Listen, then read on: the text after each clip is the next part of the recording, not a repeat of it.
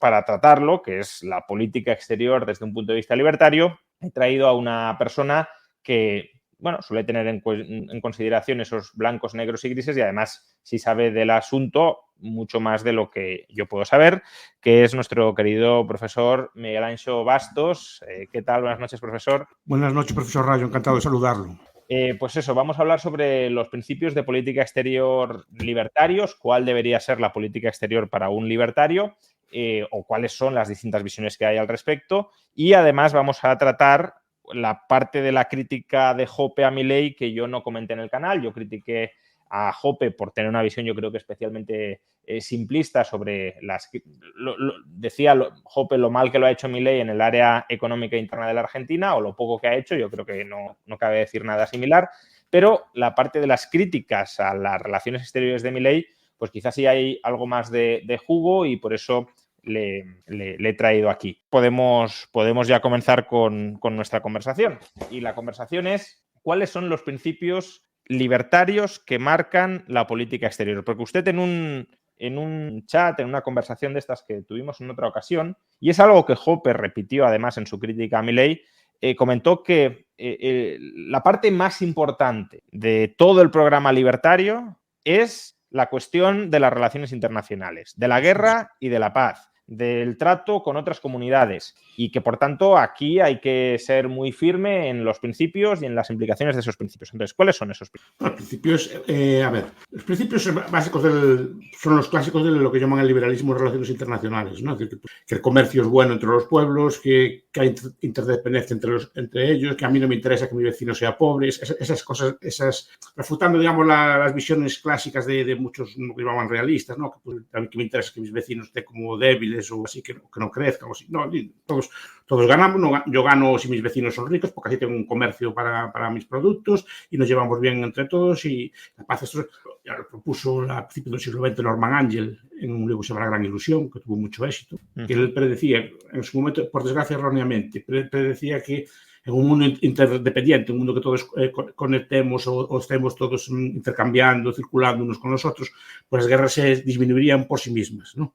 Por ejemplo, a día de hoy, por ejemplo, una guerra entre España y Portugal, entre España y Francia, pues, en otros tiempos las hubo, porque hoy son inconcebibles, porque tal es el grado de relación que tenemos, las comunicaciones, el comercio, hay industrias portuguesas aquí, hay industrias españolas allá, todos nos movemos, hay matrimonios mixtos, estamos todo el día circulando, eso dificulta la guerra, ¿no? Y además que tenemos un interés común, ¿no? ¿Qué interés tenemos en un Portugal desestabilizado y pobre? ¿Qué interés tiene Portugal en una España pobre? ¿Qué ganaría? ¿No? Es decir, ganamos. Bueno, entonces, son los principios básicos del liberalismo frente a los principios que había antes, que es mi espacio vital, mi territorio, etcétera, ¿no? Pues eso fue una idea que se fue imponiendo en las relaciones internacionales y, en principio, básicamente es eso, es decir, libre comercio, paz. Ahora bien, ¿por qué es importante la guerra? Porque la teoría del Estado de los libertarios es una teoría del Estado que dice que el Estado es violencia, tiene su origen en la violencia.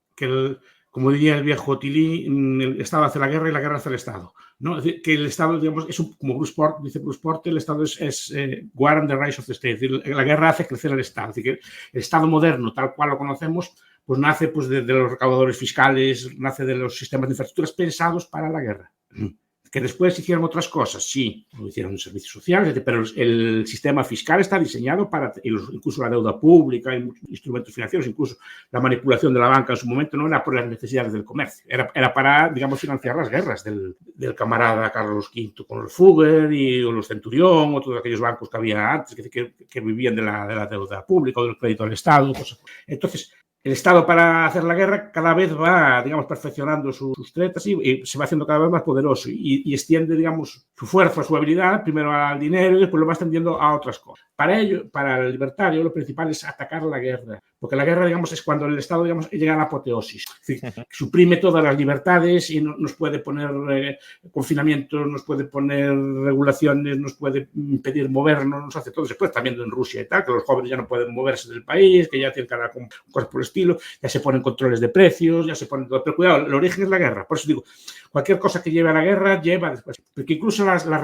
retórica del Estado moderno es una retórica bélica. Guerra a las drogas, guerra a cualquier cosa que se nos ocurra, ¿no? O sea, guerra a la inflación, guerra a lo... ¿no?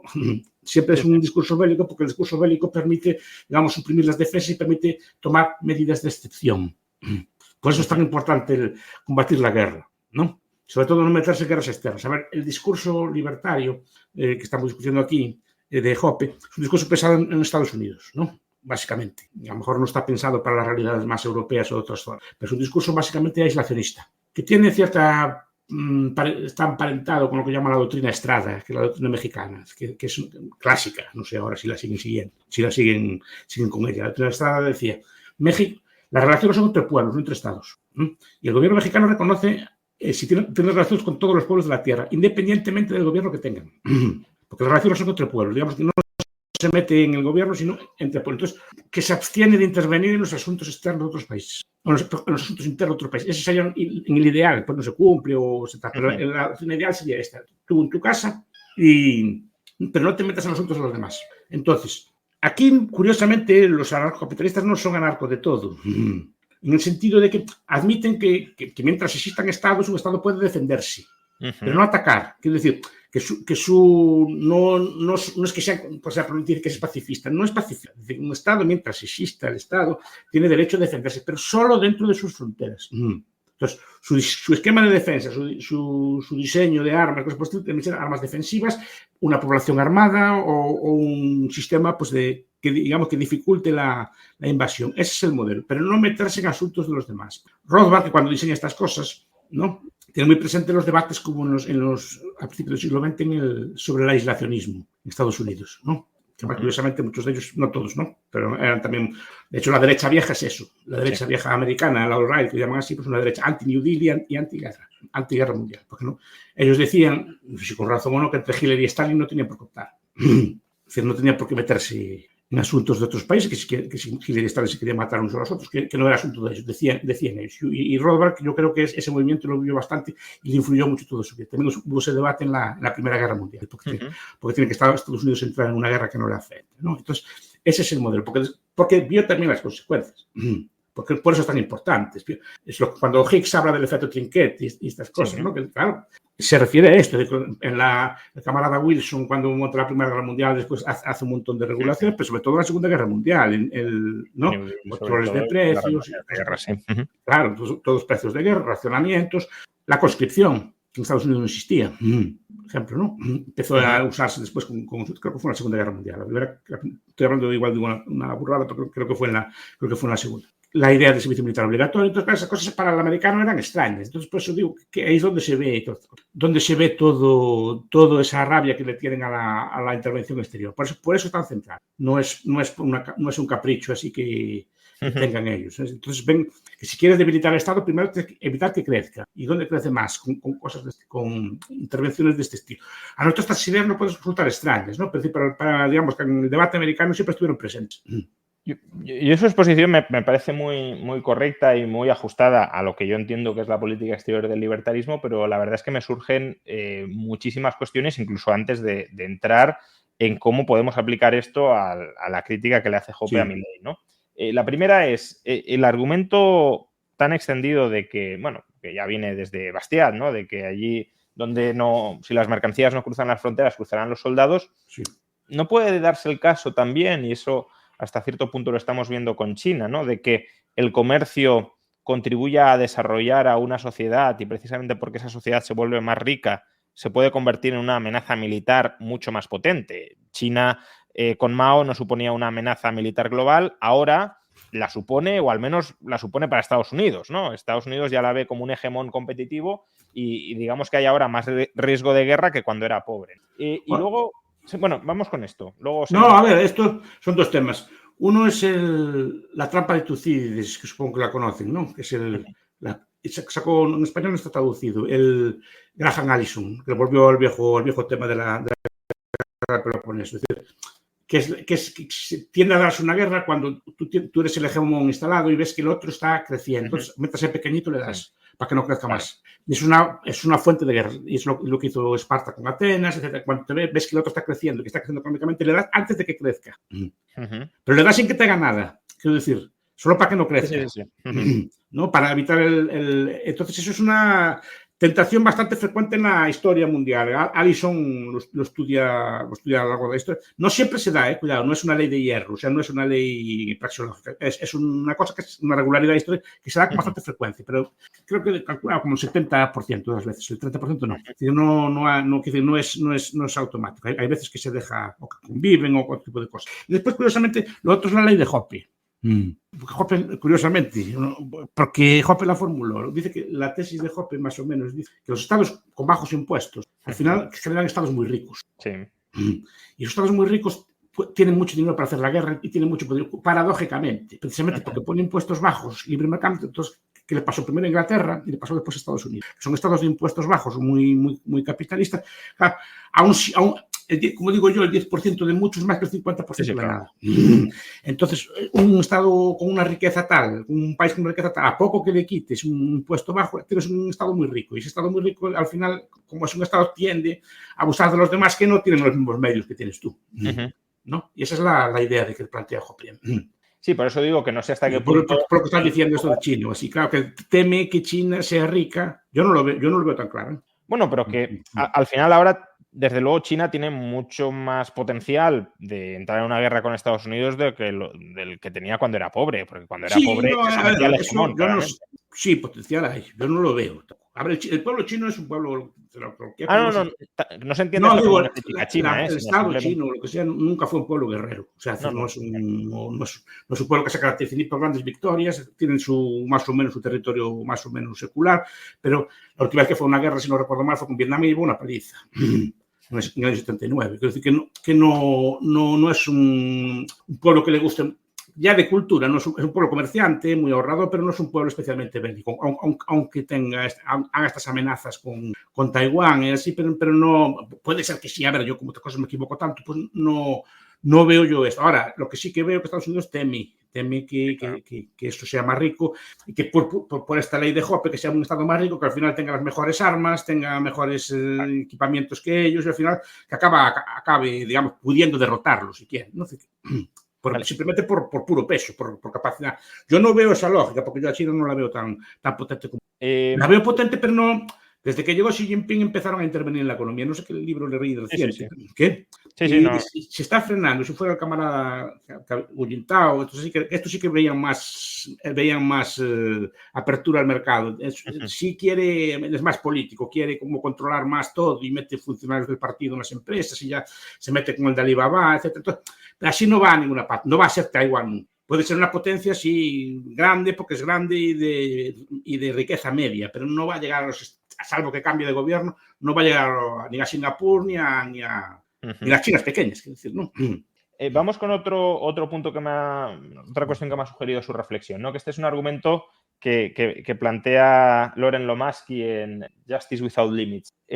Usted ha dicho que la teoría o los principios libertarios en política exterior implican no intervenir en guerras que ni nos van ni nos vienen, que no nos afectan. Es decir, que guerras defensivas sí, y luego le preguntaré también sobre esto porque no lo veo yo tan claro, pero bueno, guerras defensivas sí, pero si hay un conflicto, si hay una matanza fuera de nuestras fronteras muy alejada, ahí no tenemos por qué meternos. Yo puedo entender desde un punto de vista libertario que, digamos, no se han de utilizar los impuestos del contribuyente o las vidas de los ciudadanos reclutados forzosamente de nuestro pueblo para salvar a nadie en el extranjero. Lo puedo entender, aunque al final también, si se cobran impuestos para otras finalidades, a lo mejor es una finalidad más noble salvar vidas extranjeras. Pero bueno, ahora, ¿qué tendría que decir el libertarismo sobre que un conjunto de ciudadanos voluntariamente se asocie para proteger a una minoría extranjera que está siendo aniquilada o arrasada por un Estado o por una banda criminal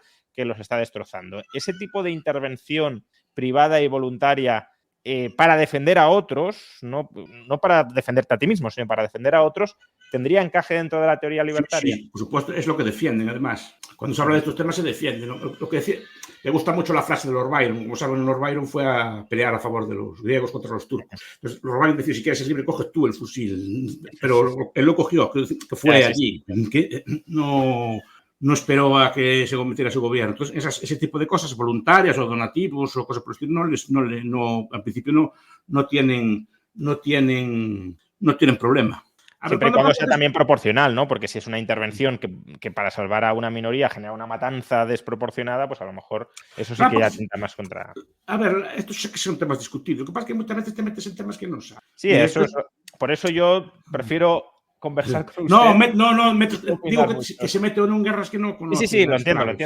No te referías a mí, no que usted no sepa. Pero yo también digo que no sé sobre estos temas. Por eso yo personalmente la crítica a Jope, esa parte la omití, no porque no tenga algunas cosas que decir, sino porque creo que no lo tengo suficientemente armado como para hacer una crítica o una defensa muy clara, ¿no? Pero hace 2 años hubo una revuelta en Tigray, en Etiopía. Se levantaron los tigrinos que querían hacer un referéndum. El camarada Abiy, que fue Premio Nobel de la Paz, también mandó las tropas allí. ¿Sabe cuántos muertos hubo? Cálculos occidentales, ¿no? De allí, entre 160 y 370.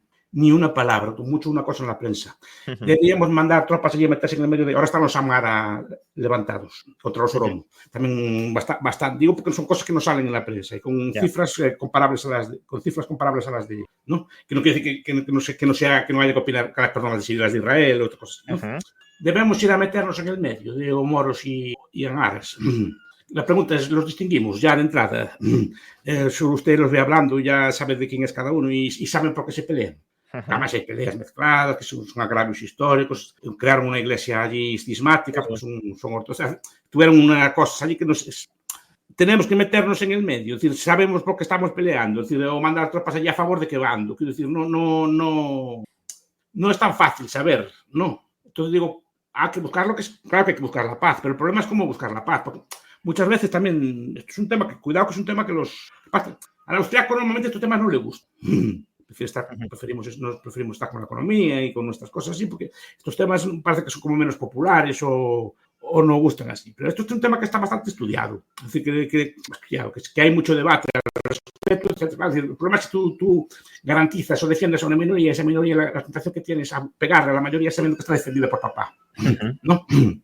Que muchas veces cuando tú respaldas a un grupo que te parece el bueno o eso, no lo sé, yo ahí no me meto, ¿no? Que te parece el bueno, tú estás respaldando y entonces el pequeño abusa y le pega al grande sabiendo que no va a venir el otro, ¿no? Muchas veces por descenderlo, el apoyo de Estados Unidos a Israel le permite a Israel hacer muchas más cosas de las que haría si no tuviese ese respaldo. Por ejemplo, pero pasan más casos, no solo en Israel. Sí, pero bueno, por tomar un tema de actualidad. Sí, no, entonces que al final esa ayuda no contribuye a la paz, sino que muchas veces mantiene larvada la guerra porque tienes alguien que te defiende, ¿no? No buscas tú activamente la paz. Entonces digo, es un tema que es bastante discutible, lo que sea así. Después hay otra derivada. A ver, el austriaco, la teoría general de la intervención, Mises, el intervencionismo, Riquet, me gusta tanto la teoría de intervención. Entonces, estamos en contra de intervenir en el mercado de la cebolla y en contra de intervenir en el mercado del alquiler, ¿vale? Pero la guerra, la peor de las intervenciones, la más violenta y es una intervención del Estado, ¿vale? Cuidado. Y las consecuencias también son así. Esto hay un autor, se llama Chalmers Johnson, es muy conocido aquí, Chalmers Johnson. Tiene una serie de libros, tiene una trilogía de libros que parece austriaco casi, pero aplicado a las relaciones internacionales, en el sentido de que él explica que tú haces una intervención a favor de un cosa y es como un boomerang, como que te vuelve, pues se llama blowback. En español se llama blowback, incluso, no lo tradujeron el título, está en español, si a alguien le interesa, ¿no? Blowback es como cuando tiras un boomerang y te vuelve a ti, otra vez te da el golpe a ti. Ponen ejemplos de que tú haces intervenciones, por ejemplo, Europa, el camarada Sarkozy, Zapatero y otros pues invaden Libia o hacen el demonio allí en Libia, apoyan a uno de los bandos en la lucha, digamos, ¿no? Pero bueno, se gana la guerra y al final aquello queda convertido en un erial, ¿no? Pero cuidado, el arsenal libio acaba en Siria y acaban en el norte de África. Esas armas que tenían los libios las roban o las llevan en contrabando, escapan con ellas y acaban al final extendiendo guerras por todo África. Y algunas de ellas incluso contra pero en otro sitio, porque toda la guerra civil siria vino alimentada por ese tipo de armamentos, o sea, que usted interviene con toda la buena fe en un sitio, por ejemplo, invaden Irak, vale, muy bien, la paz y tal, después el Estado Islámico, es decir, porque son cosas que se generan derivadas de la intervención, pero es igual que interviene el mercado de la patata, pues al final es escasez de patata, mercado negro de la patata, pues y es una teoría general de intervención, que pasa que al no ser una intervención praxeológica, en el sentido que no es monetaria, no la vemos tan clara, pero sigue siendo el mismo fenómeno. Tú quieres meterte por la fuerza, intervenir, corrigiendo un mal, así usando la fuerza, y acabas generando un montón de disfunciones que tú no cuentas con ellas. Claro, pero es que yo ahí lo que diría es que la ley de las consecuencias no intencionadas aplica plenamente al caso de una intervención militar, pero a diferencia de lo que sucede con la intervención en el mercado de las cebollas, sabemos que, al menos en términos generales, no intervenir en el mercado de las cebollas es lo que conduce a un equilibrio que es mutuamente beneficioso para todas las partes que participan en ese mercado. Pero claro, no intervenir en una guerra donde dos se están matando, no sé si conduce a un equilibrio que sea mutuamente beneficioso. Quiero decir que el paralelismo tiene sus límites. Claro que no. Está claro. El problema es si las consecuencias. Sí, claro. La ley de las consecuencias peores. está clarísimo, pero... Se ve en la Primera Guerra Mundial más que en la Segunda. Pero presuponer que siempre la intervención militar va a ser peor que la no intervención, eso es lo que a mí se me escapa. Claro, no, pero quiere decir que en la economía lo vemos bien, ¿no? ¿Por qué no vamos a controlar los alquileres, hombre? Claro, pero en la economía hay razones para ello. Pero... Y aquí también. ¿Qué pasa? Que al no ser praxeológicas, no nos dedicamos a estudiarlas. Es decir, no las pensamos tanto. Yo creo que no se piensan tanto. Repito, que los temas de política o los temas sociales al austriaco o así le interesan menos. Entonces, todas las energías las gastamos en... Bueno, pues y tiene lógica. Pues, en el grado de Relaciones Internacionales de Hespérides... No, por eso. Se trata esa historia, ¿eh? No, por eso lo digo, porque es bueno tocar estas cosas. Se ve sobre todo en la Primera Guerra Mundial más que en la Segunda. Pues sí, pues Austria le va a pegar a Serbia, salen a defender a Serbia los rusos, se meten en un lío, lo que era una guerrita regional entre serbios y austriacos, que llevaban tiempo más o menos así a mal, ¿no? Acaban un conflicto que destruye Europa entera, que pone una dictadura comunista en Rusia, que genera fascismos en todo por querer meterse en una guerrita pequeña en Serbia. Y porque estaban garantizados los dos. Si van los rusos, entonces van los ingleses a defender a los otros.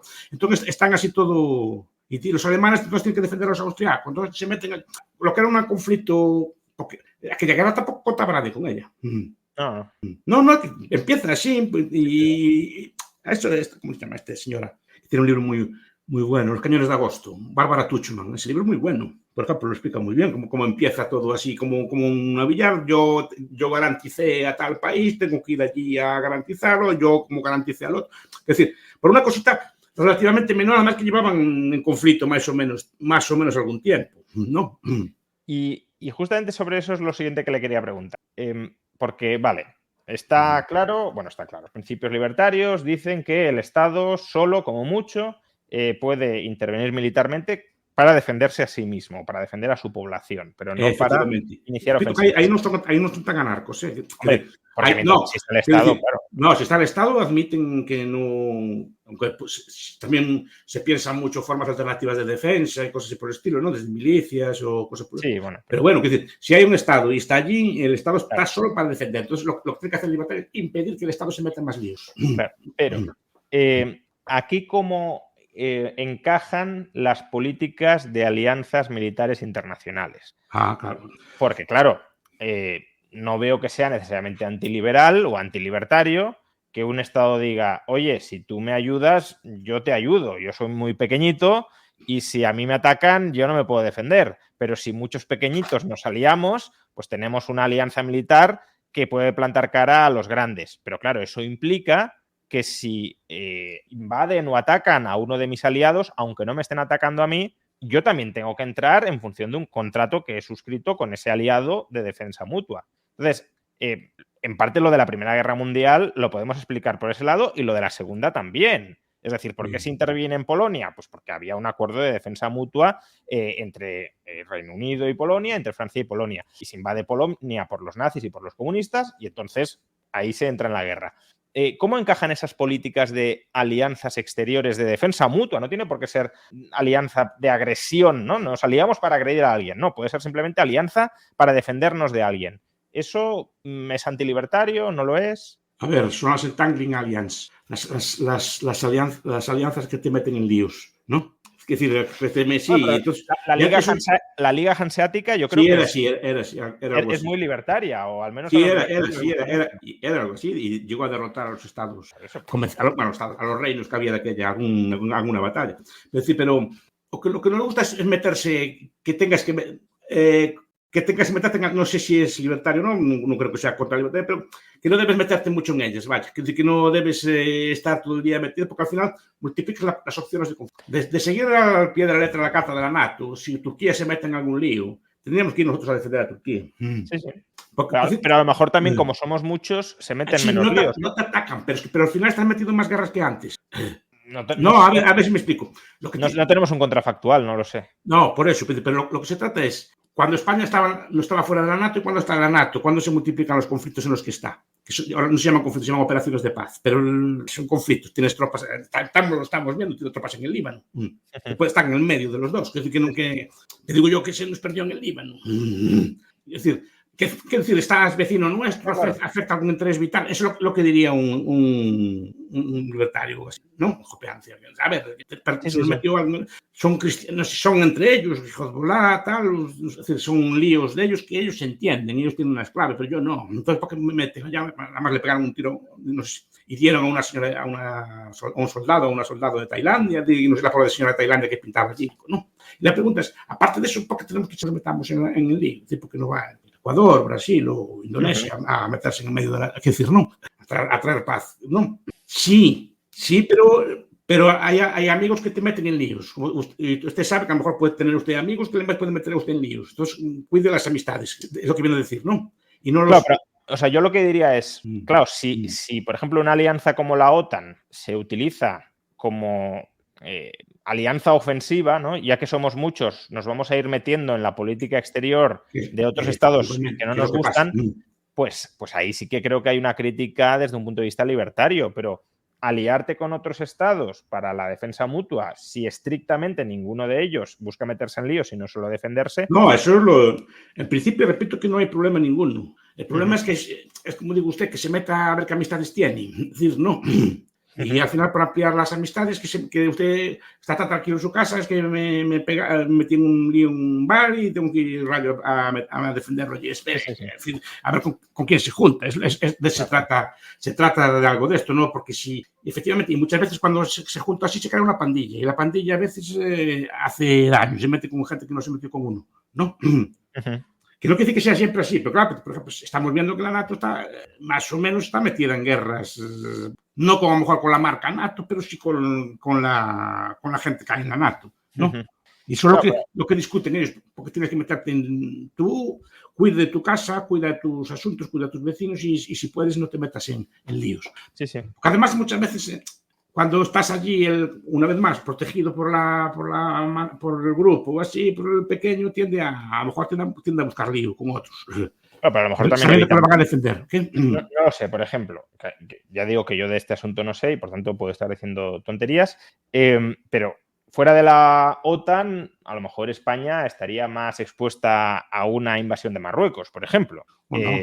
O no lo sé, pero podría darse el caso, es decir... No, podría darse el caso. Que decimos, sí, España se está metiendo en guerras que no le van ni le vienen, de acuerdo, pero a lo mejor también estamos, lo que se ve y lo que no se ve, ¿no? También estamos evitando guerras de las que no somos conscientes que estamos evitando por estar en la OTAN. Sí, siempre. Bueno, Ceuta y Melilla creo que no están.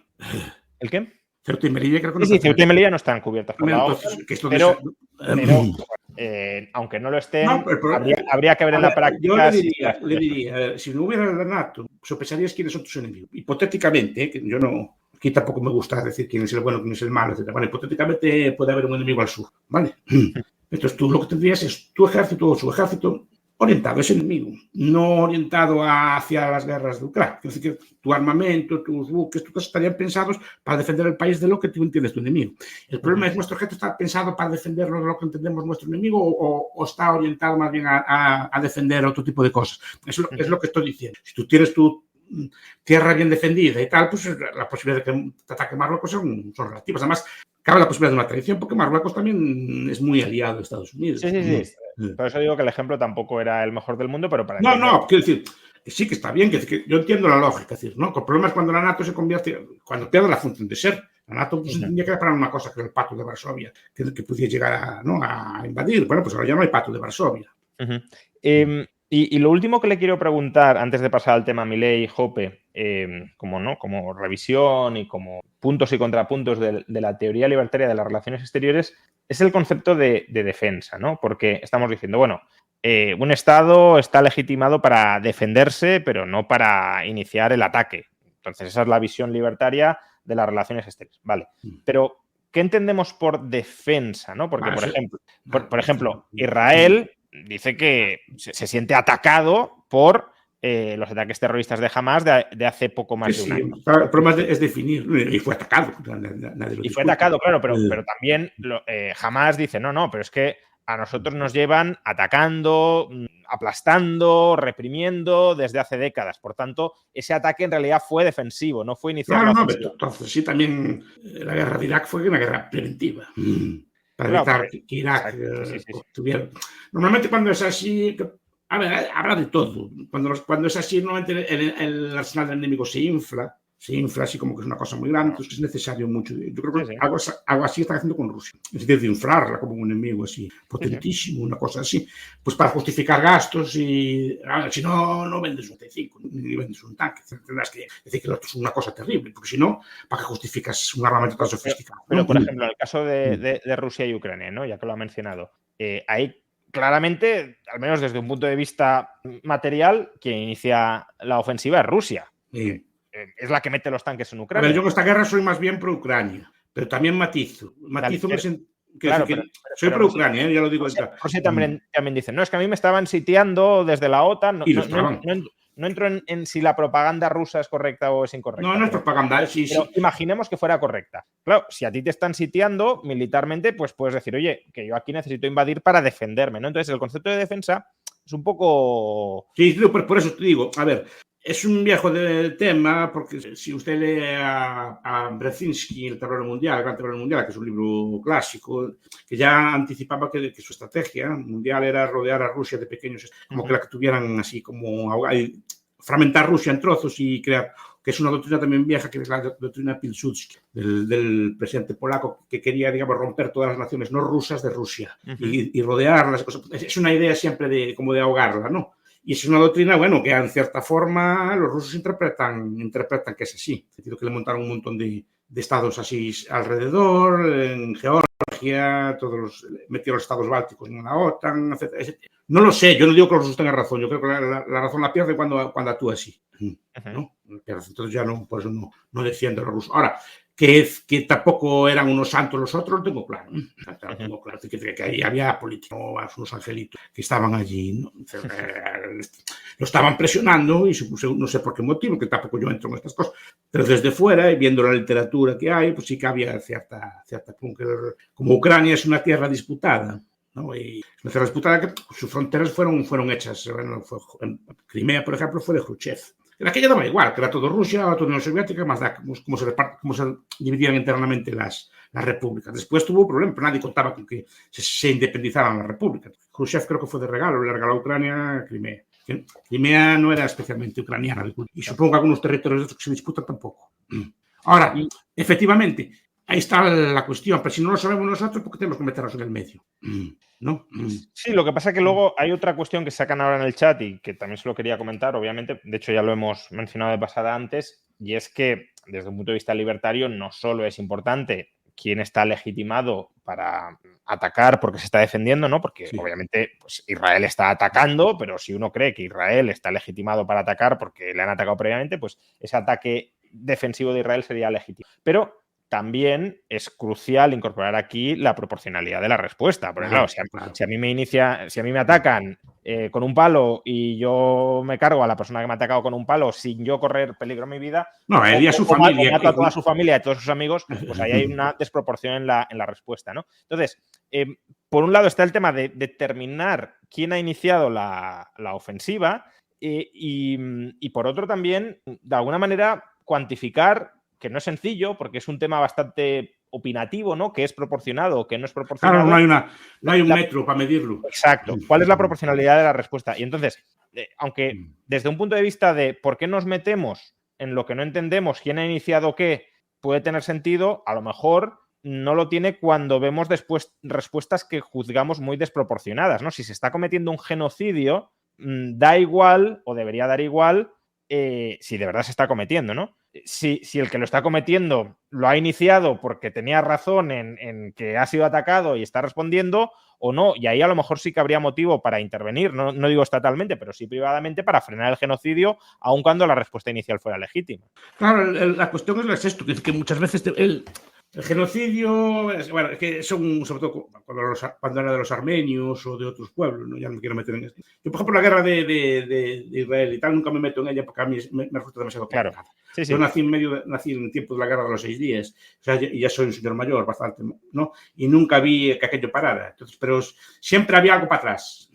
Siempre había algo para atrás. Es decir, no, siempre ya empecé esto porque el otro empezó y el otro empezó antes y, claro, es muy difícil desligar todo esto, ¿no? Entonces es muy difícil establecer un metro de proporción o una tabla. ¿Qué pregunta me hizo? Que no sí, no, por eso digo que si vemos una respuesta muy desproporcionada, y no estoy hablando aquí del caso Israel-Palestina, porque todos lo están interpretando desde esa óptica, a lo mejor tiene cabida o a lo mejor no. Sí. La verdad no, es ya sé qué iba a decir. Estoy pensando en el genocidio, por ejemplo, de los armenios, que también se discute si su genocidio no. Ahí están bueno, los turcos hicieron eso porque tenían miedo de que los armenios se aliaran con los rusos, que siempre fueran un pueblo, o era un pueblo prorruso, ahora ya no es tanto. Pero un pueblo prorruso, entonces tenían miedo que se metieran allí aquellos armenios, que lo usaran de quinta columna, entonces que lo usaron también como de forma preventiva, digamos, ¿no?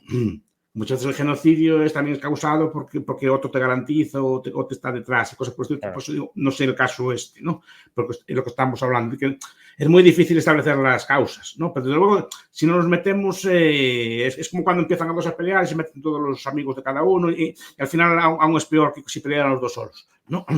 Claro, pero lo que digo es, si un grupo de ciudadanos particulares observa, o cree observar al menos, ¿no?, que se está cometiendo un genocidio en alguna parte del mundo, podría ser el caso de Israel-Palestina o no tengo por qué estar hablando de ese caso, estoy hablando en términos abstractos, desde un punto de vista libertario, ¿sería ilegítimo tratar de frenar ese genocidio? No. Teóricamente de forma privada, y supongo, y entiendo que también se puede discutir si los países directamente concernidos, ¿no? Claro, después también que es un país directamente concernido, ahí está el problema, pero en teoría debes meterte, digamos, en los asuntos que te afectan a ti, pues más o menos directamente, no en cualquier asunto. No, si, por ejemplo, si esto que estamos hablando del Sudán del Sur, pues hay una guerra civil ahora también terrible, debemos meternos allí, mandar nuestra gente y quién es el correcto allí. Porque los dos dicen que son el correcto. Allí que hay dos bandos allí. Bueno, pero de la misma manera que hay ayuda exterior voluntaria, pues también puede haber ayuda exterior militar voluntaria para... eso es voluntaria, pero un Estado debe tomar partido. No. Sabe cuál es el lado bueno. Además, incluso entre su población, yo recuerdo, en la Primera Guerra Mundial estaba el país dividido entre germanófilos y eriadófilos. Que había uno que defendía entrar en la guerra a favor de los alemanes y otro con los aliados. Vale, pues es menos mal que no los metieron, ¿no? Porque una guerra absurda, ¿no? Pero ese debate está ahí, que cualquier intervención que haga uno no va a convencer a toda la población. Porque va a ser siempre a favor de alguno de los bandos que tiene la población. Incluso ve que en España pues el conflicto de Israel está dividido, la gente, incluso el conflicto de Rusia está dividido.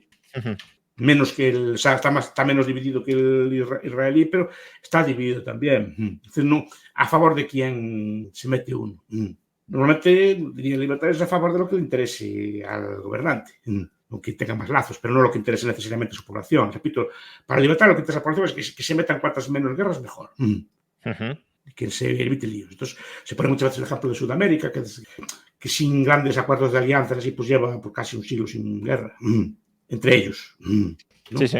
Entonces, y no tienen ningún acuerdo así, ninguna superestructura interna, ni superior, ni OTAN, ni Unión Europea que los ampare.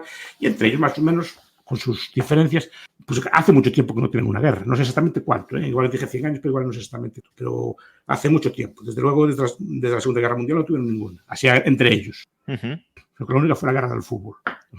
Entre Honduras y pero fue una mini guerra. Sigo por aquí, aunque se haya apagado la cámara. Sí. Bueno, pues dicho esto, más o menos, habiendo repasado más o menos los principios generales del libertarismo en política exterior, hablemos ya sobre el caso o sobre las críticas que Jope ha dirigido a Milei. Básicamente, Milei en política exterior ha tomado una postura muy alineada con la política exterior estadounidense, con la política exterior de Israel y también, en el caso que hablábamos antes de la guerra Ucrania-rusa, muy pro-Ucrania, ¿no? Y muy anti-Rusia. Entonces, ¿esto qué lógica tiene? ¿Es un posicionamiento correcto desde un punto de vista libertario? ¿Tiene sentido? ¿Sería mejor que Argentina se aislara por entero? puede aislarse por entero en un mundo donde la geopolítica lo marca casi todo y por tanto donde tienes que escoger amigos o enemigos? No es aislarse, es ser como Suiza. No es que no está aislada. Es decir, simplemente aislarse en cuanto a alianzas así. Neutralidad, sí. Vamos. Yo vi su vídeo, el suyo del comentario, y creo que tiene razón. Hay cosas que Milei no puede hacer. Pero, por ejemplo, yo Milei, en el ámbito económico, yo lo veo batallador.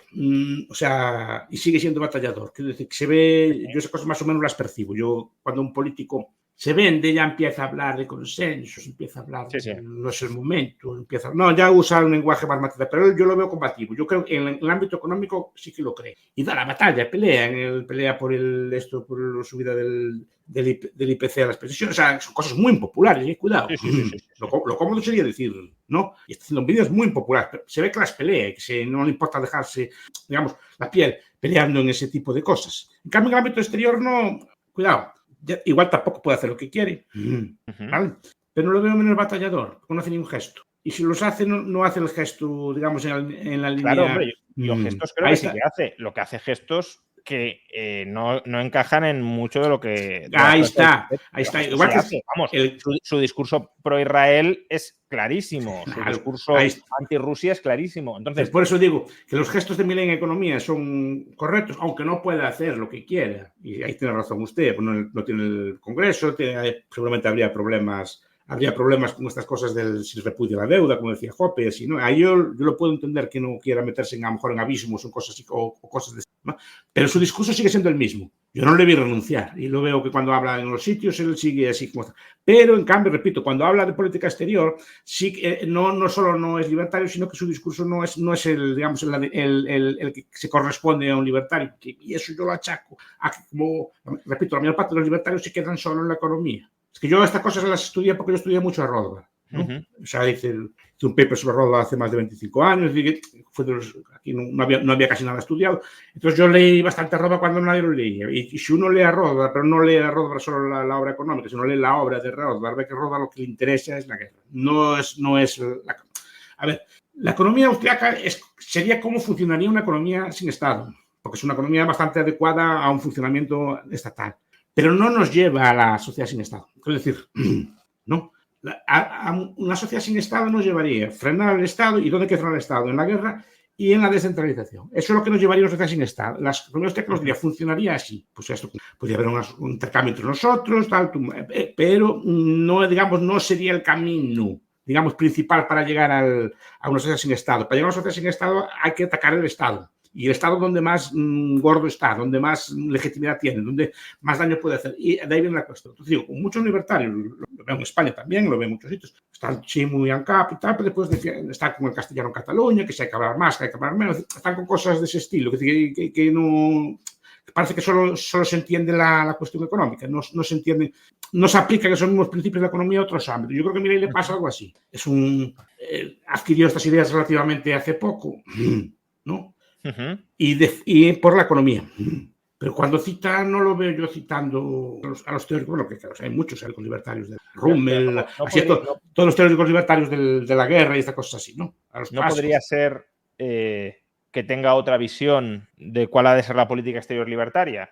Quiero decir... No, a ver, la política exterior libertaria está bien definida. Te puede gustar o no, y no tiene por qué ser la correcta, cuidado. No tiene por qué ser la correcta, pero está definida. Está definida y ya no es una cosa nueva, lleva decenas de libros. Pasa que repito que aquí no se consultan o no se leen, ¿no? Y hay páginas enteras. Por ejemplo, el discípulo de Rothbard, Justin Raimondo, el difunto Justin Raimondo, creó Antiwar.com. Es una página, bueno, aún existe, pero la creó especialmente para difundir, digamos, la doctrina libertaria sobre la guerra y se puede ver perfectamente. Y y se ve también en las páginas políticas del Mises, como lee Rockwell, no en el Mises, no. Ahí se ve más bien esa postura. Y después toda la literatura que hay mucha, entonces está más o menos definida. Repito, yo creo que no la conoce. Creo que más bien se queda con lo atractivo que es esto, pues, capitalismo, así todas estas cosas, la moneda, el oro, el Bitcoin, estas cosas que nos gustan a nosotros, ¿no? Pero creo que lo otro no se le da bien o no lo conoce, lo que sea. Es normal que también, si llevas poco tiempo en esto, lo primero que te llama la atención es la economía, pero claro, si te metes más en profundidad, y Hoppe, ¿qué pasa? Hoppe lleva toda la vida en esto. Hoppe fue de los padres fundadores, por eso a lo mejor se enfada o así. Es así él también, como es él, Sí. ¿no? Es decir, pero él es de los fundadores, tampoco fue tan duro. Mira que a Walter Block, que es compañero de Cuenta, le dejó de hablar por lo de Israel. Sí, y además hizo un manifiesto contra él por lo de Israel. Pero, por ejemplo, en el caso de Walter Block, ¿no? O sea, no, lo digo por un motivo. Porque se lo toma en serio. Quiero decir que no es una cosa... Sí, pero más allá que no pelea por la reserva fraccionaria como nosotros o así.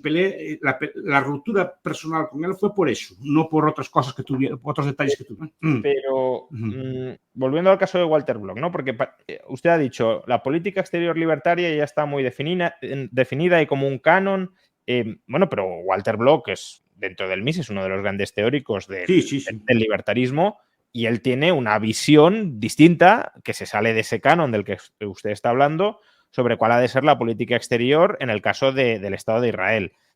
¿No cabe la posibilidad de que los mismos principios libertarios puedan aplicarse en el caso de la política exterior de un modo algo distinto al que nos llevaría a una neutralidad del Estado absoluta frente a casi cualquier conflicto fuera de sus fronteras?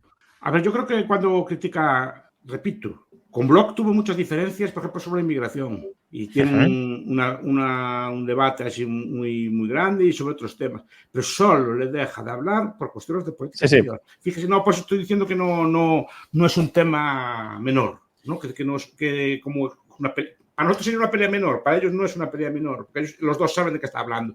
Lo que hace Hoppe es decir, vamos a ver, Bloch dijo estas cosas, ¿estos principios son coherentes o no son coherentes? Es decir, ¿no? Cuando habla, por ejemplo, que le dieron esta tierra, como acá hay Bloch, creo que le pierde el judaísmo o lo que sea, pero le pierde que es muy leal a su gente. Entonces, claro, de esta tierra no la dieron a nosotros, vamos a ver, empecé a demostrar que esto no se lo dieron a nosotros hace 1000 años, es decir, que además que hay un periodo en el medio, muchos marcharon para afuera, de Costa Libertaria la tierra es quien la posee. Cuando empieza a discutir de temas en el caso de Israel, ¿no? Que puede haber otras posturas, sí, pero el problema es si son libertarios o no. Y además el propio Bloch ahí se contradeciría porque él sí que escribió de estas cosas antes. Aunque tampoco es su especialidad, ¿eh? Eso le gusta más a Hoppe y a otros. Pero entonces, quiero decir, por supuesto puede ser que Milei no conozca la literatura no lo sé, pero libertaria, que yo creo que no la conoce porque él es especialista en economía y por tanto no se puede saber de todo. Yo tampoco la conozco. No, por eso. Muchísimo menos que me gustaría. Ni tiene por qué. Pero o sea, no lo planteo para decir que Milei sí la conozca. Yo creo que no la conoce. Yo no la conozco. Pero también podría darse el caso de que estemos diciendo, no, es que solo hay una política exterior libertaria posible y todo lo que no encaje aquí es antilibertario. Y a ver, haya algo más de flexibilidad, ¿no? La pregunta es cuál es más coherente con el pensamiento libertario, con los principios generales de no agresión o con los principios generales, digamos, de no intervención. Es decir, no, claro, pero estando tan indeterminados pero conceptos, por ejemplo, antes en el chat planteaban, Argentina como Estado puede ser neutral en el conflicto Israel y su entorno cuando Argentina ha sido objeto de atentados terroristas por Irán y por Hezbollah. Claro, si ya en los 90 fue blanco de atentados terroristas y puede volver a serlo, a lo mejor Argentina no puede ser neutral en ese conflicto. O a lo mejor sí debería serlo porque tal vez fue objeto de atentado por no haber sido suficientemente neutral. No lo sé. Pero el caso es que la lectura del contexto creo que suele tener tantos matices que incluso un libertario puede encontrar argumentos dentro de sus principios para defender posturas que no son... no, como poder se puede. Se puede defender cualquier cosa, incluso en economía. ¿No? Que nosotros tenemos todo tipo de debates al respecto. Sí. ¿No? Pues se puede defender muchas cosas y de hecho intentamos mantener los principios. Yo creo que hay cosas que no podemos defender. El control del alquiler no lo podemos defender. No, claro. Bueno, en caso de monopsonio se podría llegar a defender. Monopsonio. O monopolio en este caso, pero bueno. Sí, bueno, pero normalmente entendemos que hay cosas que no, incluso en este tipo de temas, que estamos más o menos de acuerdo. Entonces ya debatimos más a lo profundo. Incluso los no libertarios están de acuerdo en que el control de alquileres no es defendible. Pero incluso nosotros tenemos más o menos unos principios que no estamos de acuerdo, pues defendimos, ya entramos en el matiz. Pero claro, yo creo que Milei no lo veo yo muy metido en eso. Pero también otra cosa que le critica Hoppe, que es la cuestión de la descentralización, que es otro aspecto central. Y además es el segundo aspecto central después de la guerra. Pero Milei no ha centralizado. No, pero no gasta energía. A ver, lo que estábamos diciendo, toda la energía, toda la pelea la gasta en el discurso. Yo no, repito, ya sabe que yo no sé que se puede hacer relativamente poco. Yo nunca fui muy así. Se pueden hacer cosas, pero no se puede hacer relativamente poco. En Capia no va a llegar, eso ya lo digo yo también, ¿no? Pero veo que la energía, y batalla y pelea y se parte la cara por esas cosas, pero en cambio los otros no abren la boca. Es decir, no da la batalla. Es decir, no. A lo mejor no tiene por qué, pues estoy diciendo que parece que centra solo en la economía y no solo en la política exterior o en la política interior en el sentido, por ejemplo, de descentralizar el país. Porque es importante descentralizar el país. Porque si deja descentralizado el país, impide que cuando llegue otro gobierno nuevo, prácticamente dentro de X años, que llegará a lo mejor un peronista, así que no vuelva a deshacer lo otro. Entonces, ya quedará como aquello muy descentralizado, ya será más difícil que rehaga todo, porque tendría que volver a negociar con mucha gente. Además, la propia dinámica de mucha descentralización política lleva dinámicas de competencia interna, etcétera, que dificultan, digamos, que haya un Estado muy grande, ¿no?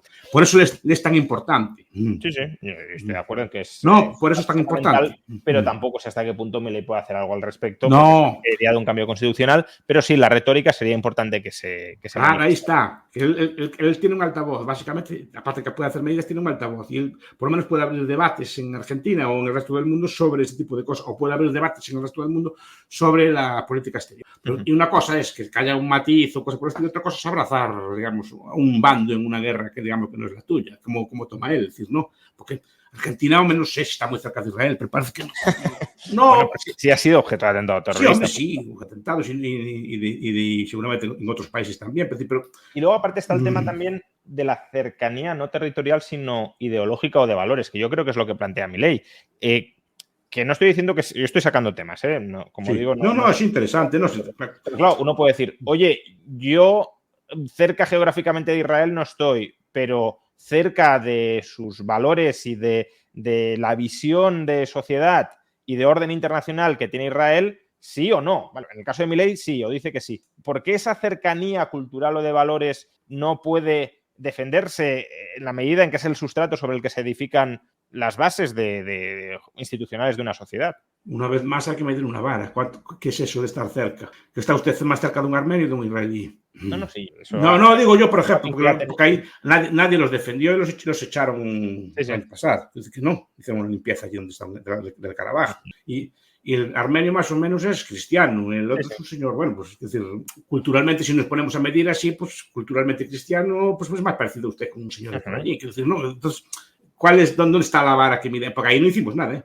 No, ya está claro. Nada de nada. No nos importa. Y nos importa además pues digo que hay como dos varas de medir y eso es lo que me niego yo. Y es una cosa que también los libertarios, ¿por qué tenemos que tener dos varas de medir? Porque hay una vara, o sea, porque todo para Israel o tal y algunas guerras son unos países tan importantes. Por eso ponía ejemplos de Etiopía. Aunque también sirve al revés, porque solo nos fijamos en las matanzas que comete Israel atacando Palestina. Claro. No el resto de matanzas, ¿no? Quiero decir que ese argumento sirve tanto para la hipocresía en la defensa de Israel, porque Israel y no los armenios. No, digo porque Israel es tan la crítica a Israel. Porque Israel es tan importante. Porque incluso, por ejemplo, las víctimas de Israel son importantes porque son de Israel. Si esos muertos los causaran sirios o así, no estaríamos hablando de ellos tampoco. Sí. O sea, el centro para amigos o enemigos es Israel. Entonces, todo lo que haga Israel a unos le gusta, a otros le disgusta, pero es el centro. ¿Por qué ese país tiene tanta influencia? ¿No? Eso es lo que es la cuestión. Porque está todo el mundo girando alrededor de lo que pasa allí. Hay muchas guerras en el muso. Sí, esa es la cuestión. Es decir, porque entramos ya a estos libros que tanto le gustan también a los libertarios, el de Mearsheimer, el lobby israelí, estas cosas. No sé, creo que está traducido. Sí, es un libro que explica que claro, que como condiciona la política exterior del mundo, que es muy influyente, controla medios de comunicación, etc. Repito, con razón o sin ella. Yo ahí repito que es una guerra que me niego a meterme en medio de ella. Que puedo, a lo mejor, efectivamente, involucrarme, aunque no me involucro mucho en guerras, pues a lo mejor de armenios o así, porque los armenios sí que les tengo más cariño. Aquí nadie les hace caso. Pero le tengo, porque leí aquel libro del Musadag, de Berfer y estas cosas así, entonces siempre les tuvo como más cariño a los armenios. Pero en cambio no a nadie les hace caso a los pobres, que dice que no les pueden hacer todo tipo de cosas que no... Bueno, es que la capacidad que tenemos de atención, incluso de atención frente a las matanzas en un mundo donde se cometen a cientos o a miles, pues es limitada, ¿no? No podemos preocuparnos por absolutamente todo porque no podemos conocerlo todo o no prestarle atención. No, esta vez no fue una matanza, también, no fue una matanza, simplemente los echaron de donde eran, de Carabaj. Manuel Capela pregunta, ¿no influye en la determinación de una política exterior libertaria la opinión que tiene cada uno acerca del modo tiempo de limitar o terminar el Estado? Porque, claro. bueno, si uno dice, no, yo es que quiero acabar con el Estado, pero a 200 años vista, no en 20 años, que no, eso no va a ningún lado. Pues claro, durante esos 200 años el Estado se encargará de la defensa. Si estoy diciendo eso, ahí es donde el anarco, el libertario es menos anarco. Es donde Rothbard es menos anarco, porque él puede incluso justificar que el Estado americano defienda a su territorio. Y de hecho pero no, que nos dice que no sé qué pinta en las guerras mundiales, no sé qué pinta en Vietnam. De hecho, el movimiento de ellos empieza contra la guerra de Vietnam. Tienen una revista que se llama Left and Right, y ahí escribían cosas, estaban muy en contra de él. Y siempre fueron muy antiimperialistas. Eso sí que es coherente con el liberalismo clásico. El antiimperio y la anticolonia y cosas por el estilo siempre fueron muy... Sí, eso fue claramente... Y eso es lo que decía Hoppe, que le fastidiaba. Desde Adam Smith, vamos, ya. Digamos, la parte vendible, la parte popular del libertarismo es esa. La parte más popular, porque es una ideología básicamente de paz, ¿no? No es una ideología de guerra. Y que al final parece que al final es como lo de siempre, un señor belicoso que defiende el libre mercado, ¿no? Claro, lo que pasa es que, a ver, al menos de momento Milei tampoco... No es belicoso, no estoy... Y a mí Milei no, yo repito que yo lo defiendo, pero yo le veo como que no se metió mucho en ese tema. Entonces piensa como piensan muchos... Aquí en Europa o en España, quiere ser libertario, repito, es así, defender el mercado libre y después todos los tópicos, todo el paquete de la derecha. Igual que yo veo de la derecha neocon, digámoslo así. Sí, igual que la izquierda coge todo el paquete, siempre con las cosas, la derecha también coge todo el paquete con las... Sí. Bueno, es lo que tienen las ideologías, pero bueno. Sí, claro, porque simplifican, pero tienes a lo mejor, tú eres especializado en un tema, pero después en el resto de las cosas tomas todo el paquete. Y eso, punto por punto, como digo yo, punto por punto hay que discutirlo. Y esto es lo que creo que... Milei a veces, a lo mejor también influido por su vicepresidenta, que sí que es más de estas ideas, pues, pero digo, lo que he hecho en falta es algún tipo de gesto, no que no haga lo que... En tu vídeo estuvo muy bien, mira, esto no lo puede hacer, punto, y eso lo entiende cualquiera. Es que hay cosas, como le dijo Jope, que sí que puede hacer, algún gesto de paz, algún gesto de, bueno, pues a ver si no... Bueno, pero él... De separar, quiero decir, un poco más... En el caso de Ucrania, él entiende la paz como que se retire Rusia y Ucrania... Claro, pero bueno, pero desde fuera, precisamente que no está metido en el lío, ¿no? Pues intentar mediar, que haya un poco de paz. O sea, que no azuzar a uno de los bandos. Bueno, pero pero incluso desde un... O sea, la complejidad del conflicto... Repito que yo soy del bando de él, no estoy... Sí, por eso.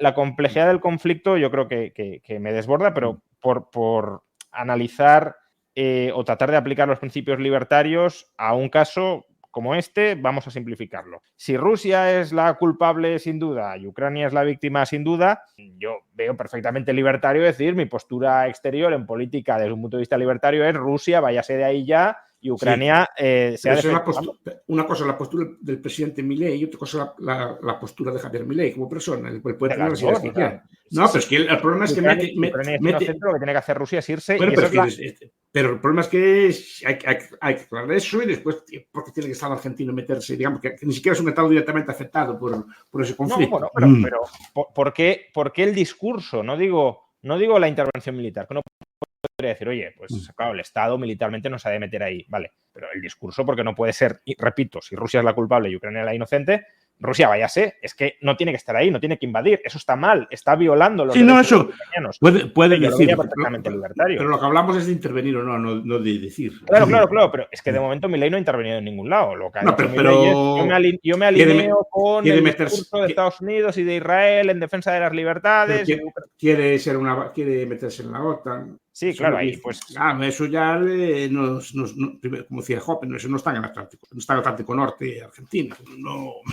Eso ya es un gesto. Tú puedes ser más pro tal o más pro bases o cosas por el estilo, pero no es, desde luego, no lo percibo yo como muy libertario. Dentro de los matices que hay, no lo veo yo como muy libertario. Es como si yo le digo, no, el precio del pan hay que controlarlo, que está muy caro. No, vale, a lo mejor tal, donde vive usted y tal, sí, pero no me parece un discurso muy libertario que yo defendiera una cosa así. O sea, yo sí tengo dudas sobre si es un discurso libertario o no, no es tanto porque no adopte una postura de neutralidad o de indiferencia, porque al final la neutralidad es indiferencia, frente a los conflictos que ocurren en el resto del mundo, sino porque no tengo tan claro quién es el bueno y quién es el malo en muchos de estos conflictos. Pero si estuviese claro quién es el bueno y quién es el malo, yo no veo por qué un político libertario, la postura libertaria que ha de tener es decir que es indiferente entre el bueno y el malo.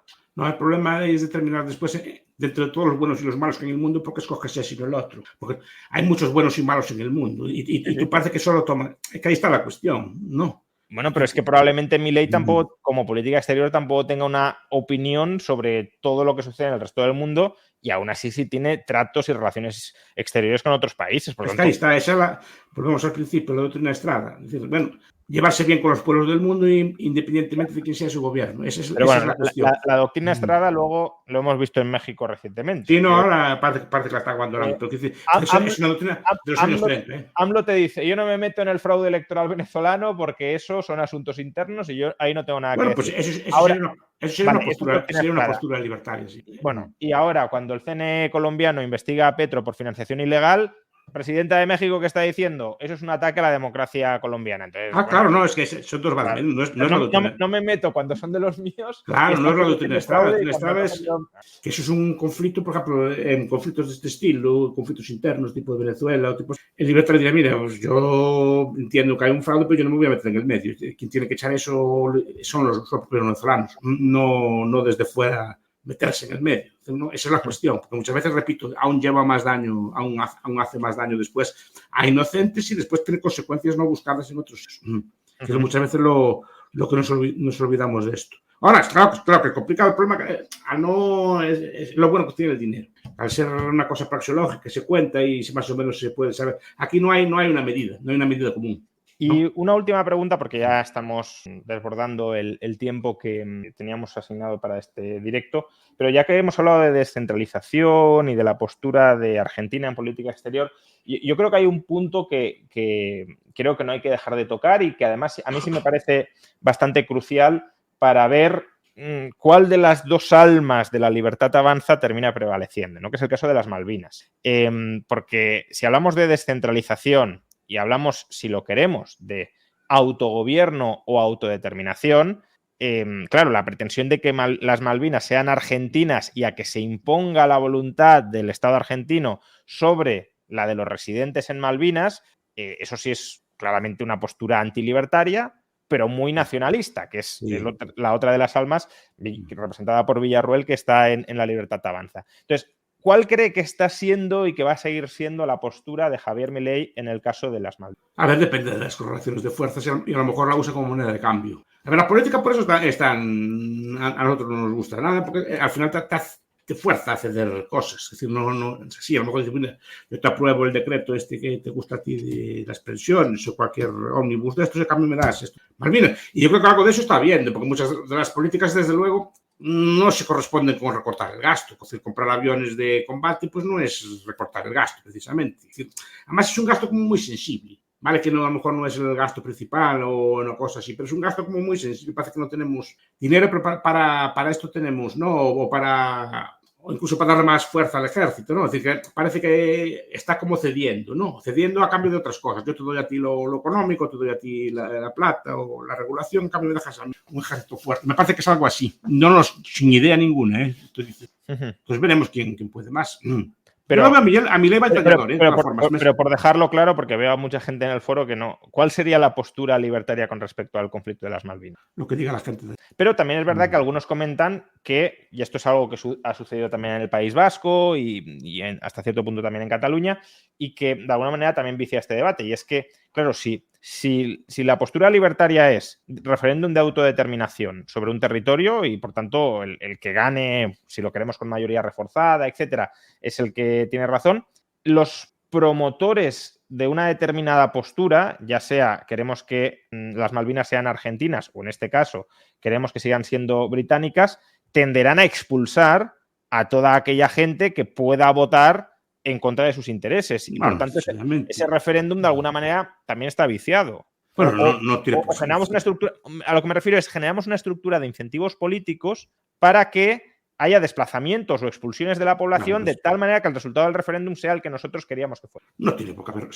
Lo hubo en el pasado y puede haber, pero no siempre necesariamente. Sí, está habiendo un referéndum en Caledonia. en Francia, por ejemplo. En Mayotte están votando la independencia de Caledonia por tercera vez en varios años, que fue lo que se pactó. No veo grandes desplazamientos de población. Es decir, podría haber, pero en principio son los que viven en un sitio los que deben... Hombre, claro, si hay un desplazamiento es algo violento, ¿no? Claro.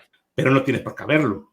No digo que tenga por qué haberlo, pero... En Escocia, en Escocia hubo una votación de independencia y no hubo movimientos de gente ni cosas así. Al final, por ejemplo, en el caso de Cataluña, si tú dices, oye, cuando lleguéis al 60% de los votos, os damos la independencia, que estoy a favor, no estoy criticando, sí. Pero también que haya intrasecesión, que de eso se habla muchas veces. Sí. Pero claro, ahí también estás como induciendo a los gobiernos nacionalistas a decir, oye, vamos a ver si expulsamos a todos los castellanohablantes para que sean minoría dentro del censo y nosotros los independentistas seamos mayoría. Pero poder hacerse puede, y se hizo, por ejemplo, a Stalin le gustaba mucho mover a la gente de sitio, por ejemplo, ¿no? Y hubo otro movimiento, pero por ejemplo, acabamos de ver en Escocia que no pasó nada, acabamos de ver en Montreal, hace 20 años, en Quebec que no hubo estos movimientos. En un país pacífico normalmente se acuerdan bien. Se pueden llegar a acuerdos y cosas por el estilo, porque tampoco cambiaría gran cosa la vida de una cosa a la otra, pues ambos serían estados más o menos del mismo tipo. O sea, no veo que puede ser que se dé, pero no necesariamente tiene que darse.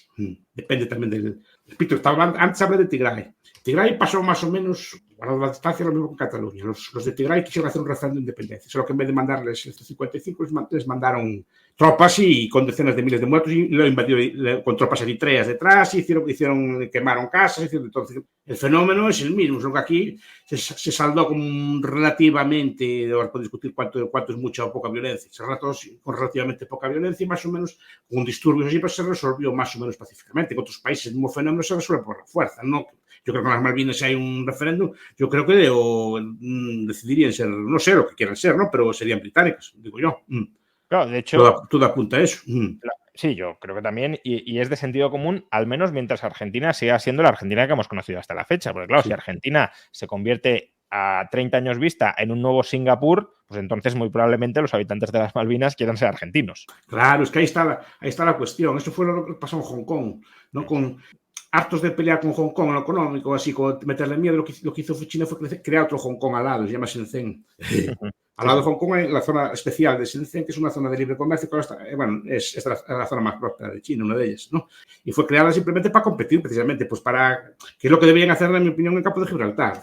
Competir con ellos, pero de esta forma. Es decir, que sea una zona más rica, de otra forma que sea más atractivo estar en el campo de Gibraltar que estar en Gibraltar. Si no, es muy difícil que sea atractivo. Claro. Pero bueno, sí que es un debate ese de las Malvinas. Creí que no sé, que estaba más o menos cerrado.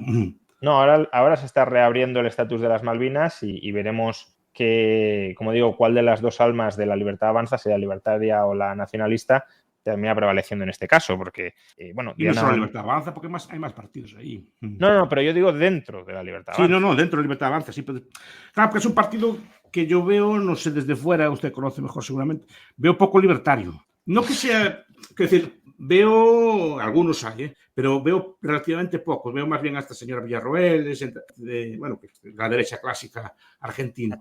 Y desde luego veo poco, los veo... ¿Sabe quién está muy metido en eso? Me extraña que Venegas Lynch. Venegas Lynch, sí. Venegas Lynch tiene un libro precioso que se llama Estados Unidos contra Estados Unidos. Es que la postura que toma de política exterior allí es la que estamos hablando aquí. Él sí que sabe de esas cosas. Es igual que, por ejemplo, con las drogas. Venegas Lynch tiene un libro que se llama La tragedia de la drogadicción y parece que Milei tampoco le hace mucho caso. Que lo estudió en serio, pero Venegas estudió muy bien la política exterior. Además, en ese libro se nota que la conoce muy bien, ¿no? Como y además es puro aislación, con matices argentinos, pero bastante aislacionista.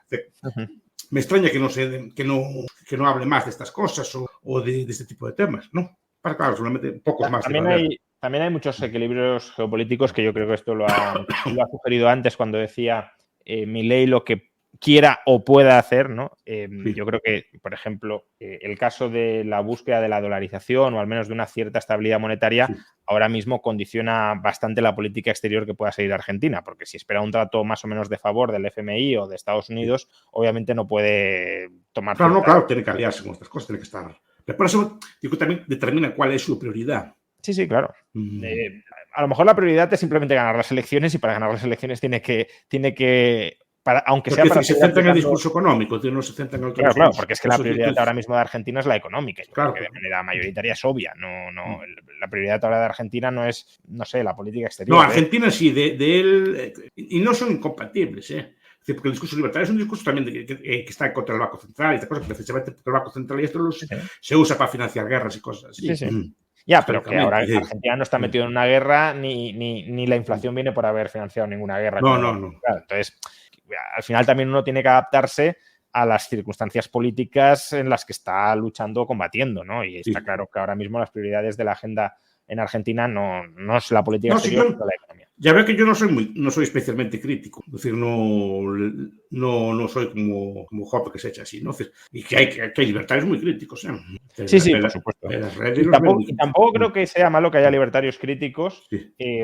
Y Jope cumple su función también, Sí, por eso digo, siempre y cuando se hagan críticas más o menos honestas y elaboradas, obviamente. Porque es verdad que también hay muchas críticas que vienen desde el resentimiento personal y aportan poco, pero las críticas a, no sé, por ejemplo, no ha salido todavía del cepo cambiario Milei. Bueno, yo creo que esas son críticas que vale la pena escuchar, repetir y debatir en todo momento por qué no se sale ya. Que a lo mejor hay razones, pero es necesario debatirlas continuamente porque no está bien que esté el cepo cambiario, ¿no? Entonces, yo que haya críticas desde los libertarios, desde posturas más o menos honestas, creo que es muy positivo y revigoriza el debate y también testa lo que está haciendo Milei y lo que no. Luego ya digo, hay muchos libertarios que a lo mejor lo critican por cuestiones casi más personales, pero... Sí, puede ser, pero también un amonestador de vez en cuando no está mal.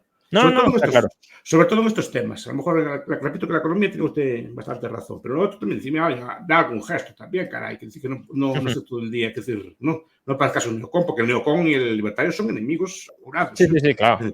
Pero jurados, es decir, que dentro del mundo de la derecha es el principal rival, es decir, todas las peleas que tuvieron todos los libertarios fueron siempre con los neocon, no son incluso con los socialistas, son con los intervencionistas. A mí que son así, a todos los que se metían así en guerra les tenían una fobia terrible. Entonces, que de vez en cuando también recuerde algo está bien, ¿no? Es decir, que no... Además, repito que no fue especialmente duro. Yo cuando vi el vídeo, a ver qué dijo, no fue especialmente. Más, estaba, creo que Bagus al lado o así, ¿no? Diciendo, ahora Bagus defiende tú a Milei. Es decir, que no estaba... Tampoco lo veía así como... con Block y cosas así. Es que Jope cuando se enfada es por cosas de estas. No es por ni por la reserva fraccionaria, ni... Son cosas que para él es lo vital. Y creo que para Rothbard era también lo vital. Cuando decidí las alianzas políticas, era lo vital. Y muchas veces se olvida, por eso digo que es bueno recordar. Con razón o sin ella, pero es lo central. Bueno, lo central... Sí, para Rothbard era lo central. No, para Rothbard y para los que fundaron el anarcocapitalismo. Sí, que a lo mejor, claro, no es obligatorio ser anarcocapitalista. No es obligatorio... Y puede haber enfoques anarcocapitalistas que no sean rothbardianos, me refiero. Sí, pero normalmente en esto coinciden. Bueno. Es que en todo caso hablamos de David Friedman. Pero los austriacos blandos de George Mason. ¿Qué? O los Huemer, o los Brennan, etcétera. Sí, pero todos tienden a coincidir, Y si lee, incluso cuando en la guerra de Irak, hasta los de George Mason y así también estaban contra la guerra. Si no digo que no sea un punto muy importante. No tan radical. Incluso el Cato antiguo, el Cato también, Cato siempre fue bastante antibelicista, o el independiente. Sí, no digo que no haya que ser antibelicista, por supuesto que sí. No, anti-intervención exterior. Que sea lo más importante o lo diferencialmente más importante, yo creo que ya es un objeto. No, digo que para los fundadores. Para Rothbard. Y la gente que lo sigue. Claro, para mí también es muy importante. Que no es, digo que no, pero... porque es el núcleo del Estado. No es una cosa menor. Por eso es importante que recuerden estas cosas. Y que aquí tampoco vale todo. Es decir, que no todo es libertario. Aunque no te quede más remedio, no todo lo que haces tú es libertario y es bueno que te lo digan. Entonces, repito que las grandes discusiones y los grandes cismas son por esto, no son por el 100%, son por esta cosa. Los cismas de verdad dentro del movimiento. Rothbard cambió varias veces de partido por cosas de estas. Rothbard y los suyos, que más o menos ahí lo siguen. Usted, repito, ya no solo los guardianos, el Independent Institute, que es el de Robert Hicks, o no sé, Robert Hill lo sigue llevando. Pues ahí lo ve que los libros que edita son radicalmente antiguerra, pero más radicales que Rothbard, aún casi, o el Cato. Cato también, con un puntito así de blandura, así que ablandamiento, el Cato siempre fue bastante también antiguerra. Todos los periódicos, medios que se denominan libertarios tienen Ron-Paul mismo, ¿no? Tienen un punto de vista pues, definido, ¿vale? Que puede estar mal, no estoy diciendo esto, pero es el punto más o menos sobre el que hay cierto acuerdo para definir lo que es uno de los nuestros y uno de los otros, ¿no? Sí. No quiero decir, cuando hablamos nosotros, al final, algún punto de demarcación tiene que haber. Quiero decir, cuando hablamos nosotros somos liberales y nosotros no somos. Bueno, ¿cuál es el punto? Ya sé que no hay un metro ni hay una vara, pero ¿cuál es el punto? Pero es que cuando hablamos de principios y de aplicación de esos principios y sobre todo de estrategias en la aplicación de esos principios, yo creo que decir, no, es que solo los principios tal como los desarrolla y aplica Rothbard y con la estrategia política que confecciona Rothbard es el anarcocapitalismo. Rothbard es parte de una tradición. Que no es... Claro, pero puede ser una tradición equivocada incluso. Vale, pero es la tradición... No, pero incluso en defensa del anarcocapitalismo. No digo que el anarcocapitalismo sea una tradición equivocada, que también puede serlo, sino que incluso podría ser una vía errónea de llevarnos al... Más que ningún anarcocapitalista autoproclamado más o menos defiende estas cosas, salvo Bloch, y creo que hay Bloch se equivoca. Pero bueno, es un debate, pero es un debate bastante serio, pero es un debate incluso esencial, ¿no? Sí. Importante o esencial, sí, junto con otros. Pero... Cuando Rothbard se va con Paz Buchanan, poco antes de morir, lo hace solo porque Paz Buchanan está en contra de la guerra. Sí. Y Paz Buchanan es un proteccionista, es una cosa así, ¿no? Es una especie. Sí. Y cuando están muchos de ellos con Trump. Y también alabó al Che supuestamente por ser antiimperialista. Sí. Y cuando. Y algo de eso. A ver. Y cuando defienden a Trump, que hay un debate también de libertarios, es porque Trump no se mete en guerras, o por lo menos se mete en guerras menos que los otros. No, es el factor central. No entran en la política comercial, ni los aranceles, no, es eso, de cuáles se meten menos guerras de los dos. Entonces, concluye más o menos que Trump, aunque tampoco sea así, lo ideal es menos que lo otro. Entonces, les gusta más que lo otro. Por eso digo que es el punto de demarcación. Esa es la idea del debate. No, pues el debate, pues yo recomiendo a la gente que lea estas cosas. Que pasa que hay muy poco en español de esto. Es decir, no, igual que las grandes obras de economía se tradujeron todas, las grandes obras del pensamiento, el de Butler, War is a Racket y estas cosas, no sé si lo conocen, ¿no? Creo que hay una traducción por ahí colgada. La guerra es un racket, es un crimen, no como una mafia, una cosa así, ¿no? Entonces, ese tipo de libros aquí no tuvieron mucha difusión. O sea, seguramente porque están pensados para Estados Unidos, pero hay literatura muy interesante, sobre todo en el grado de relaciones internacionales, que son muy interesantes. Pues eso, con eso terminamos esta conversación, que ya nos hemos extendido más de lo que... Siempre me pasa lo mismo. No, bueno, es que son temas muy interesantes, pero ya que ha mencionado el grado de relaciones internacionales de Hesperides, pues recordad que esta ha sido una charla que creo que todos hemos disfrutado mucho, siempre que está el profesor Bastos la hacemos, que está apadrinada por la Universidad de las Hespérides y en concreto por su grado de relaciones internacionales, donde el profesor Bastos es profesor visitante y donde se tratan todos estos temas y muchos más desde la perspectiva del estudio de las relaciones económicas, de las relaciones internacionales, con perspectiva económica, política, sociológica y jurídica también.